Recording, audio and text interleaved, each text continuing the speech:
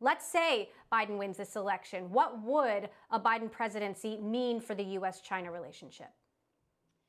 Well, I do think that given how close the election is here at home, it's going to be even tougher for a Biden administration to change the course, the trajectory of increasing tensions in U.S. China relations, even if it wanted to. We've long anticipated that a Biden administration would continue to be tough on China in a number of ways: human rights, technology issues, national security, of course, but would just operate with a different strategy and different tactics.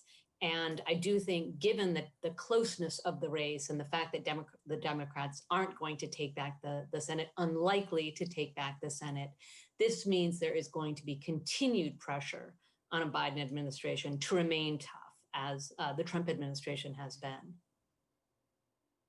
So if Trump remains in office, then what does that mean?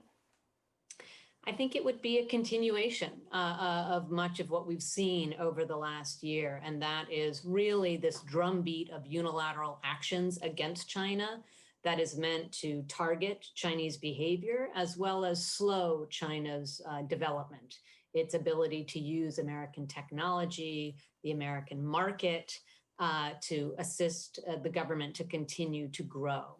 And increasingly, the Trump administration, which of course hasn't been very strategic in its foreign policy, I would say, is going to have to continue to ask allies and partners to get tough on China along with it.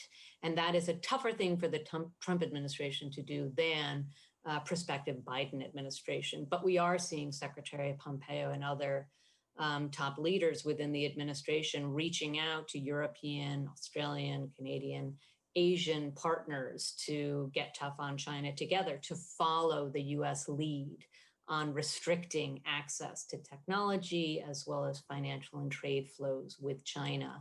And what will be interesting to see, Emily, in 2021 is, can the Trump administration be successful when China is aware of this and China, too, is ramping up its work to improve its relationships with South Korea, with Japan, with the EU, because it sees this tougher situation vis-a-vis the United States. Now, really interesting timing, speaking of restrictions, that the Chinese government halted the public offering of Ant Financial, a $35 billion IPO. Jack Ma, a hugely successful Chinese entrepreneur, behind it. What does that signal to you about the Chinese government's willingness to engage with the United States and compromise?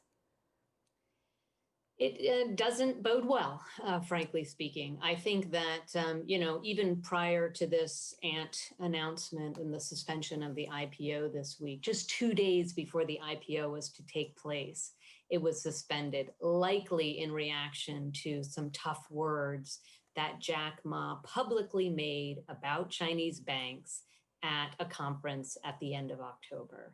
The Chinese government, Chinese regulators didn't like that. They didn't like being criticized and Chinese banks being criticized by hugely successful entrepreneur.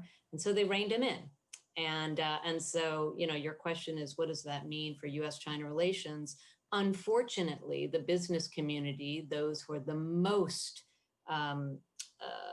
forward-leaning and continuing to find a way to operate in China, to invest in China, they're going to, unfortunately, through that event, have more cause for concern about their future in China when we are seeing just more state intervention in the Chinese market, and the Communist Party really reinforcing that Xi Jinping and the Communist Party should be in charge of everything, including the private sector. And what about this ongoing TikTok situation? Even if President Trump is not reelected, the administration's still moving forward with attempts to ban TikTok from the United States. Do you think if, Joe Biden was in the White House, he would start walking that back?